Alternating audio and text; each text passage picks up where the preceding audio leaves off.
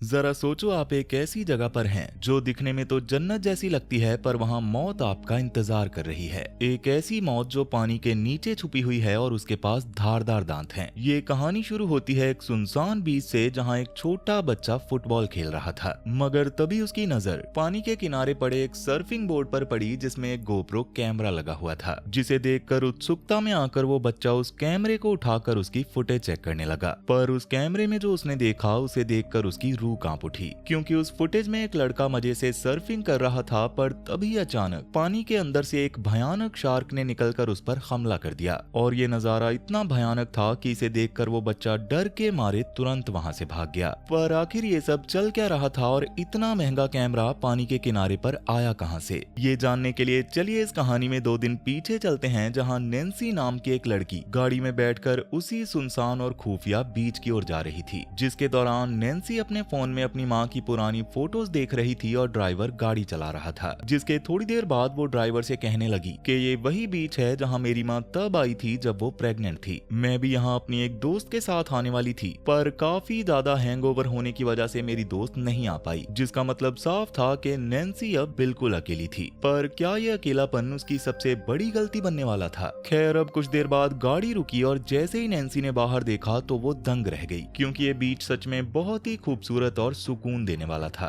इसलिए नैन्सी ने बिना वक्त गवाए अपने कपड़े बदले, सरफबोर्ड उठाया और पानी में उतर गई। लेकिन उसे नहीं पता था कि पानी के अंदर मौत पहले से ही चक्कर काट रही है। अब वो थोड़ा आगे गई, जहाँ पहले से ही 2 लोकल सर्फर्स मौजूद थे। वो दोनों नैन्सी से बात करने लगे और नैन्सी को भी वो दोनों काफी फ्रेंडली लग रहे थे। तब बातों ही बातों में उन्होंने नैन्सी को एक ऐसी बात बताई जो कि आगे चलकर उसकी जान बचा सकती थी। उन्होंने बताया कि जब लो टाइड यानी कि ज्वार भाटा आएगा, तब पानी का लेवल कम हो जाएगा और बीच में छुपा एक रीफ यानी कि पत्थर का हिस्सा बाहर निकल आएगा, जो कि एक छोटे आइलैंड की तरह है। लेकिन क्या नैन्सी उस रीफ तक सही सलामत पहुंच पाएगी, या फिर उससे पहले ही शार्क उसे अपना निवाला बना लेगी? अब इसके साथ ही उन लोकल्स ने उसे एक और चीज के लिए वार्न करते हुए कहा कि वहां पानी में एक लाल रंग का कोरल है, जिसे अगर गलती से भी तुमने छू लिया तो वो जेलीफिश की तरह तुम्हारे बदन को पूरी तरह से जला देगा।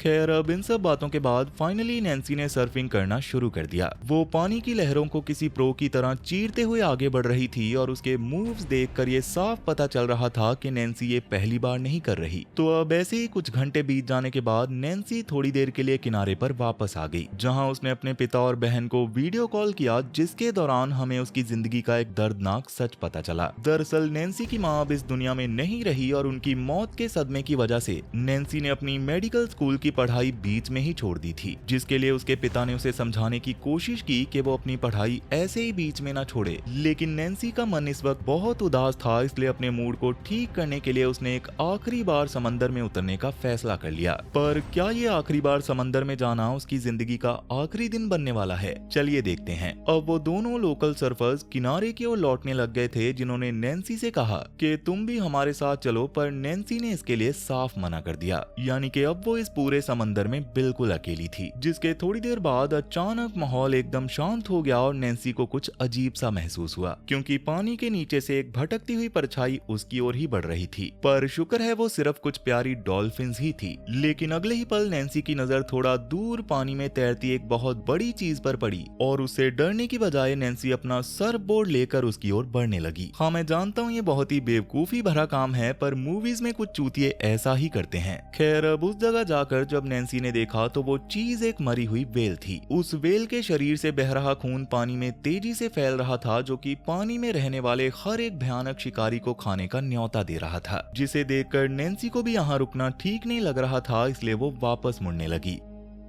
लेकिन तभी पानी का टेम्परेचर जैसे गिर गया और पानी के अंदर एक काफी बड़ी शार्क की शक्ल उसे साफ दिखाई दी। जिसे देखकर नैन्सी संभलने की कोशिश करते हुए एक बड़ी लहर पर अपने बोर्ड को बैलेंस करने लगी। पर अगले ही पल उसे एक जोरदार झटका लगा और नैन्सी किसी चिड़िया की तरह हवा में उछलकर सीधा पानी में जा गिरी। जिसके बाद लहरों की रफ्तार नैन्सी को समंदर की गहराई में किसी कचरे की तरह गोल गोल घुमाने लगी और वो पत्थरों से टकरा गई। तब जैसे तैसे करके नैन्सी पानी की सतह पर आई और अपने बोर्ड को को पकड़ने की कोशिश करने लगी, पर इसी दौरान अचानक एक भयानक शार्क ने उसे दबोच लिया। मगर नैन्सी अपनी पूरी जान लगाकर उस शार्क के चंगुल से छूटकर समंदर की उस मरी हुई व्हेल के शरीर की ओर इतनी तेजी से तैरी जितनी तेज आज तक वो कभी नहीं तैरी थी। शार्क बिल्कुल उसके पीछे थी, पर आखिरी सेकंड में नैन्सी खुद को घसीटकर व्हेल के ऊपर चढ़ने में कामयाब हो ही गई। खैर, अब यहाँ पर आकर जब नैन्सी ने अपने पैर को देखा तो डर के मारे उसकी चीख निकल गई, क्योंकि उसका पैर बुरी तरह से जख्मी था और उससे काफी खून भी निकल रहा था। और इस वक्त हालात इतने होपलेस थे कि नैन्सी बुरी तरह से रोने और चिल्लाने लगी। अब इसी दौरान उसकी नजर दूर बीच पर खड़े एक इंसान पर पड़ी और नैन्सी उसे मदद के लिए आवाज लगाने लगी, पर वो नैन्सी से इतनी दूर था कि नैन्सी की आवाज उस तक पहुंच ही नहीं रही थी। लेकिन नैन्सी की मुसीबत अभी खत्म नहीं हुई थी, क्योंकि शार्क को समझ आ गया था कि उसका शिकार उस व्हेल के ऊपर सुरक्षित बैठा है। इसलिए शार्क ने कुछ ऐसा किया जो आपके भी होश उड़ा देगा। उस बहुत बड़ी व्हेल का शरीर अचानक हिलने लगा, क्योंकि शार्क ने उस मरी हुई व्हेल के शरीर को पानी में घसीटना शुरू कर दिया था, जिससे नैन्सी भी पूरी तरह से हिल गई। पर फिलहाल उसने व्हेल को कस के पकड़ लिया और वो अपने आसपास कोई सुरक्षित जगह ढूंढने की कोशिश करने लगी। नैन्सी के पास इस वक्त बस दो ही ऑप्शंस थे। एक था दूर पानी में तैरता हुआ इशारा देने वाला फ्लोटिंग बॉक्स जो कि उससे बहुत दूर था, और दूसरा ऑप्शन था वही टाइड वेव वाला छोटा सा रीफ जो अब धीरे धीरे पानी से बाहर निकल रहा था। इसी बीच अचानक बेल पर एक जोरदार झटका लगा, जिससे नैन्सी समझ गई कि अब उसके पास ज्यादा वक्त नहीं है। इसलिए वो जल्दी से बेल के ऊपर दौड़ी और पानी में कूद गई। ठीक उसी पल शार्क बेल से इतनी जोर से टकराई कि उसका भारी भरकम शरीर हवा में उछल गया और नैन्सी ने अपनी जान हथेली पर लेकर उस रॉकी आइलैंड की ओर तेजी से तैरना शुरू कर दिया, जिसके दौरान शार्क उसके बिल्कुल पीछे थी। पर नैन्सी आखिरी सेकंड में पत्थर पर चढ़ने में कामयाब हो गई। मगर उस जिद्दी शिकारी यानी कि शार्क ने अब भी हार नहीं मानी और उस छोटे से आइलैंड के चक्कर काटने लगी, जिसे देखकर ऐसा लग रहा था जैसे वो नैन्सी को वार्निंग दे रही हो कि मैं देखता हूँ तू कब तक बचेगी। शार्क के हमले की वजह से नैन्सी के पैर से लगातार खून बह रहा था, इसलिए अपनी मेडिकल की थोड़ी बहुत नॉलेज का इस्तेमाल करते हुए उसने अपने गले से नेकलेस और ब्रेसलेट को निकाला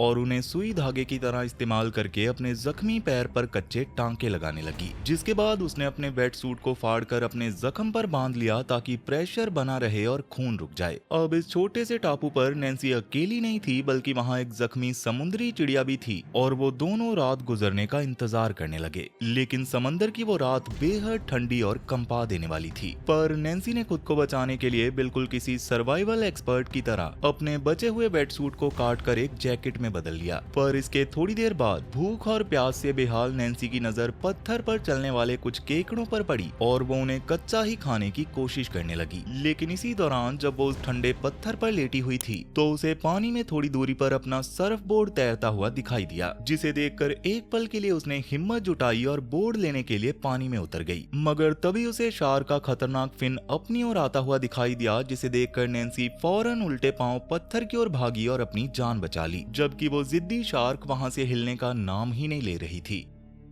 खैर, अब इसके अगली सुबह नैन्सी की किस्मत तब चमकी जब उसे बीच पर एक शराबी आदमी लेटा हुआ दिखाई दिया, जिसे देखकर नैन्सी पूरी ताकत से चिल्लाई और उसके चिल्लाने से उस शराबी आदमी का ध्यान उसकी ओर चला गया। अब आपको लग रहा होगा कि वो नैन्सी की जान बचाएगा, पर बिल्कुल भी नहीं, क्योंकि वो शराबी एक नंबर का चोर निकला और किनारे पर पड़ा नैन्सी का सामान चुराने लग गया। जिसके बाद उसकी नजर पानी में तैरते उस सर्फ बोर्ड पर पड़ी। नैन्सी उसे पानी में जाने से रोकने के लिए काफी चिल्लाई, पर उस लालची चोर ने उसकी एक नहीं सुनी। लेकिन जैसे ही बोर्ड को पकड़ने के लिए उसने पानी के अंदर कदम रखा तो अगले ही पल उस भूखी शार्क ने उसे बीच से फाड़ कर रख दिया और इस चोरी का अंजाम मौत निकला। अब ऐसे ही एक दिन और बीत गया और हाई टाइड आने में सिर्फ 6 घंटे ही बचे थे, यानी कि ठीक 6 घंटे के बाद ये पत्थर का आइलैंड पूरी तरह से पानी में डूबने वाला था। मगर तभी किस्मत ने एक और पत्ता फेंका और वो दोनों लोकल सरफस बीच पर वापस आ गए। नैन्सी ने उन्हें देखकर दूर से चीख चीख कर उन्हें पानी में न आने के लिए वार्न किया, पर काश उन्होंने नैन्सी की बात सुन ली होती, क्योंकि वो दोनों उसकी वार्निंग को मजाक समझकर पानी में उतर गए और हंसते मुस्कुराते हुए सर्फिंग करने लगे। जिसके अगले ही पल अचानक वो भयानक शार्क हवा को चीरते हुए आई और एक सर्फर को दबोचकर पानी में ले गई, जिसे देखकर दूसरा सर्फर बहुत ही ज्यादा डर गया और अपनी जान बचाने के लिए नैन्सी के पत्थर की ओर तेजी से तैरने लगा। नैन्सी भी उसे जल्दी से आने को कह रही थी, पर तभी अचानक शार्क ने उस सर्फर पर भी हमला कर दिया, जिससे एक पल के लिए लगा कि वो मर गया, पर उसने किसी तरह शार्क के चंगुल से खुद को छुड़ा लिया था। नैन्सी ने अपना हाथ आगे बढ़ाया ताकि वो उसे ऊपर खींच सके, पर तभी वो शार्क दोबारा आई और उस लड़के को खींचकर समंदर की गहराई में ले गई। यानी कि नैन्सी एक बार फिर से उस जख्मी पक्षी के साथ अकेली रह गई। पर ऐसे खौफनाक माहौल में भी नैन्सी ने इंसानियत दिखाई और उस पक्षी को पकड़कर उसके टूटे हुए पंख को ठीक करने लगी, जिसे देखकर शुरू में तो वो पक्षी गुस्से में उसे काटने की कोशिश कर रहा था, पर धीरे धीरे उसे समझ आ गया कि नैन्सी उसकी मदद कर रही है।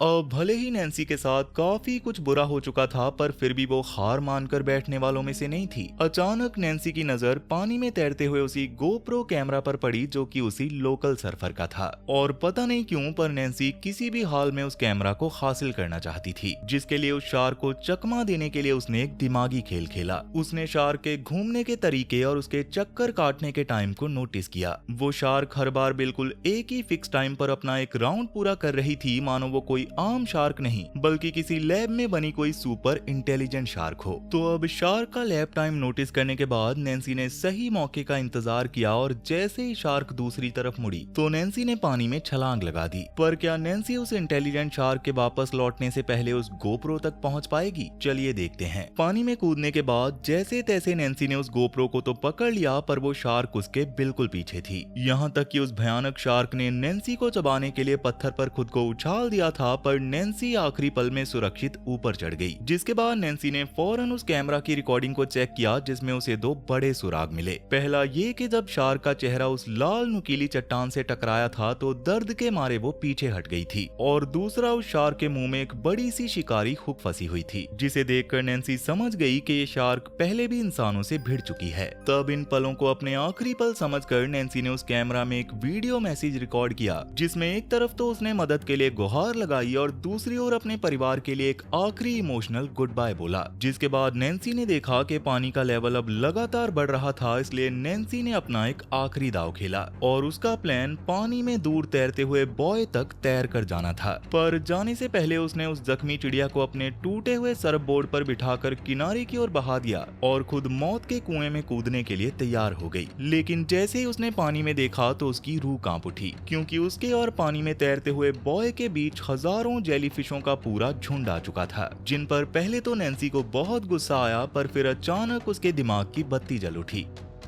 दरअसल शार्क को इन जेलीफिशेस से नफरत थी, इसलिए नैन्सी को अब इस मुसीबत में अपनी कामयाबी का रास्ता दिख रहा था। जिसके बाद सही मौका देखकर नैन्सी पानी में कूदी और जेलीफिश को एक प्रोटेक्टिव शील्ड की तरह इस्तेमाल करते हुए वो सीधा उन जेलीफिशेस के बीच घुस गई, जहां एक पल के लिए उसने जेलीफिश की खूबसूरती को देखा ही था कि तभी अचानक एक जेलीफिश ने उसके हाथ पर बुरी तरह से डंक मार दिया, जिससे दर्द से कराहती हुई नैन्सी पानी को चीरकर बॉय तक पहुंची और उसके हैंडल को पकड़कर ऊपर चढ़ने की कोशिश करने लगी। पर तभी वो लोहे का हैंडल टूट गया और नैन्सी फिर से पानी में जा गिरी। तब इसी मौके का फायदा उठाकर शार्क ने फौरन नैन्सी पर दोबारा हमला किया, पर नैन्सी ने वहां पड़े एक लोहे के टुकड़े से शार्क पर जोरदार वार किया और घसीटकर दोबारा बॉय के ऊपर चढ़ गई। ठीक उसी वक्त शार्क पूरी ताकत से बॉय से टकराई, पर फिलहाल नैन्सी ऊपर सेफ थी। अब इसी दौरान नैन्सी को दूर समंदर में एक बड़ा शिप दिखाई दिया, जिसे देखकर वो बिना वक्त गवाए बॉय के टॉप पर चढ़ी, जहां उसे एक फ्लेयर गन तो मिल गई, मगर हड़बड़ी में उसके हाथ से वो फ्लेयर्स पानी में गिर गई। तब नैन्सी ने अपनी जान हथेली पर रखकर पानी से फ्लेयर तो निकाल ली, पर उसकी किस्मत खराब थी, क्योंकि वो फ्लेयर खराब निकला और बिना किसी आवाज के ही बुझ गया। लेकिन नैन्सी अब भी हार मानने वाली नहीं थी। उसने एक बार फिर से अपना दिमाग चलाया और अपने बेड सूट को फाड़कर एक रबड़ की रस्सी जैसा जुगाड़ बना लिया, जिसके बाद उसने उस रस्सी के सहारे खुद को पूरी ताकत से आगे फेंका और शार्क को चकमा देते हुए पानी में सेफली लैंड कर गई। और पानी में आने के बाद उसने फौरन उस फ्लेयर गन को उठाकर एक के बाद एक फायर करना शुरू कर दिया। अब इस बार एक आग का गोला हवा में तो जरूर गया, पर तब तक दूर दिख रहा वो शिप जा चुका था, और अब हालातों को और भी भयानक बनाने के लिए समंदर में एक भयंकर तूफान तेजी से बढ़ रहा था। लेकिन अब यहाँ से कहानी फिर से उसी बीच पर आती है जहाँ वो छोटा बच्चा फुटबॉल खेल रहा था। खेलते खेलते उसे नैन्सी का वो गोप्रो कैमरा मिल गया, जिसमें उसने अपना हेल्प मैसेज रिकॉर्ड किया था, जिससे एक पल के लिए तो लगा कि अब नैन्सी की जान बच जाएगी। लेकिन नैन्सी को इस बात का कोई भी अंदाजा नहीं था कि वो अब भी उस बॉय पर मौत के साए में जख्मी हालत में खड़ी है। पर ये लड़की हार मानने वालों में से नहीं थी। अपने आखिरी जज्बे को समेटते हुए उसने कहा कि मैं लड़ूंगी, बिल्कुल वैसे ही जैसे मेरी माँ ने मुझे सिखाया था। जिसके बाद शुरू होता है इस कहानी का फाइनल राउंड। तो चलो देखते हैं नैन्सी वर्सेस शार्क में से इस मौत की जंग को कौन जीतेगा। इन दोनों में से शार्क ने पहले हमला किया और पूरी ताकत से उस बॉय से टकराई, जिससे उसे बांधने वाली एक भारी भरकम चैन टूट गई। पर नैन्सी भी चुप नहीं बैठी, उसने बिल्कुल सही निशाना लगाकर अपनी फ्लेयर गन से डायरेक्ट शार्क पर फायर कर दिया। लेकिन अब वो बॉय सिर्फ एक चैन पर टिका हुआ था, इसलिए वो पानी में बुरी तरह से डूबने और खिलने लग गया, जिसकी वजह से नैन्सी का बैलेंस बिगड़ा और वो लगातार पानी में गिरने ही वाली थी। पर फिर भी किसी तरह उसने खुद को संभाला और बॉय के सबसे ऊपर चढ़ गई और अपने हाथ में अपनी आखिरी फ्लेयर लेकर शार्क को ढूंढने लगी। जिसके दौरान जैसे ही शार्क उसे अपनी ओर आते हुए दिखी तो नैन्सी पूरे गुस्से में चीखी और निशाना लगाते हुए उसने अपना आखिरी गोला दाग दिया। तब वो फ्लेयर पानी में गिरते ही चारों ओर आग फैलाता है, जिससे शार्क के फिन में आग लग गई। लेकिन ये खेल यहीं नहीं रुका, क्योंकि देखते ही देखते वो पूरी की पूरी शार्क आग की लपटों में घिर गई। तब आग का गोला बनी उस शार्क ने हवा में एक भयानक छलांग लगाई और फिर से पानी में समाते ही गुस्से से पागल होकर उसने अपना पूरा शरीर बॉय पर दे मारा, जिससे हुए एक जोरदार धमाके के साथ उसने बॉय को चबाना शुरू कर दिया, जिससे बॉय की दूसरी चेन भी टूट गई। तब नैन्सी अपनी आखिरी सांस तक वहां लटकी रही, पर हालात अब उसके बस में नहीं थे, क्योंकि उस जोरदार झटके से वो वापस खुले समंदर के पानी में जा गिरी और अब वो पूरी तरह से हेल्पलेस थी। अब वो किसी तरह तैरकर बॉय के बचे हुए लोहे के केज के अंदर घुसने की कोशिश करने लगी, पर वो शातिर शिकारी अब भी एक सही मौके की तलाश में पानी के चक्कर काट रहा था। और तभी पानी की गहराई से वो आग में झुलसी हुई मौत सीधा नैन्सी पर झपटने के लिए अपने धारदार दांत खोलकर आगे बढ़ी। नैन्सी पानी के अंदर तड़प रही थी, पर तभी उसकी नजर समंदर की गहराई में बिल्कुल नीचे पड़े एक भारी भरकम एंकर पर जा पड़ी। वो एंकर लोहे के तीखे और नुकीले स्पाइक से भरा हुआ था, जो कि बॉय को नीचे बांधे रखता था, जिसे देखकर नैन्सी ने बिना एक सेकंड गवाए उस एंकर से जुड़ी लंबी और भारी चेन को कसकर पकड़ लिया। अब उसी वक्त पागल हो चुकी उस शार्क ने बॉय की आखिरी चेन को भी तोड़ दिया और उस चेन के टूटते ही वो भारी भरकम लोहे का बेट नैन्सी को तेजी से समंदर की गहराई में सीधा उन नुकीले स्पाइक्स की ओर खींचने लगा। तब जैसे ही शार्क ने नैन्सी को नीचे जाते हुए देखा तो वो भी अपना मुंह खोलकर अपनी पूरी रफ्तार से उस पर आखिरी वार करने के लिए नीचे जाने लगी। शार्क बिल्कुल नैन्सी के पैरों के पास थी, बस 1 इंच और नैन्सी का खेल खत्म। लेकिन आखिरी पल में नैन्सी पूरी जान लगाकर चेन से हट गई और वो तेजी से आती हुई अंधी शार्क सीधा उन लोहे के नुकीले और धारदार स्पाइक्स में जा घुसी, जिसकी वजह से लोहे के वो भाले शार्क के जिस्म के आर पार हो गए और फाइनली उस शार्क का खेल हमेशा के लिए खत्म हो गया। तभी बीच पर वो छोटा बच्चा अपने पापा को लेकर पहुंचा और ये कोई और नहीं बल्कि वही ड्राइवर था जो नैन्सी को यहाँ पर छोड़ने आया था। और जैसे ही उसने पानी में बेहोश तैरती हुई नैन्सी को देखा तो वो फौरन उसे खींचकर किनारे पर ले आया। अब इसके थोड़ी देर बाद जब नैन्सी को होश आया तो उसने खुद को जमीन पर पाकर सुकून की सांस ली और वहीं पास में वो जख्मी चिड़िया भी सुरक्षित बैठी थी, मानो वो नैन्सी का शुक्रिया अदा कर रही हो।